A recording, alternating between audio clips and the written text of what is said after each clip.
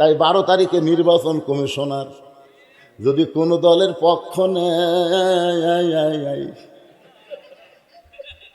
এর আগে এক নির্বাচন কমিশনার জুতেতে পিটছে, আপনার দেখছেন বার করে।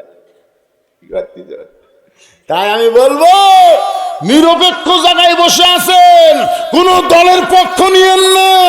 জনগণ যারে দিবে সেই সম্মান পাবে। জোরে কোন কথা ঠিক।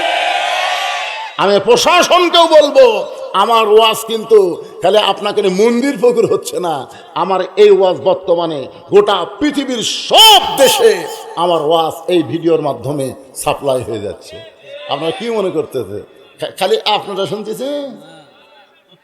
মালয়েশিয়া শুনতেছে, সৌদি আরব শুনতেছে, বাহরাইন শুনতেছে, কাতার শুনতেছে, সমস্ত দেশে আমাদের বাংলাদেশের যত ছেলেরা আছে বৈদেশিদের ওয়াজ প্রত্যেক দিন লাইভে তারা দেখে।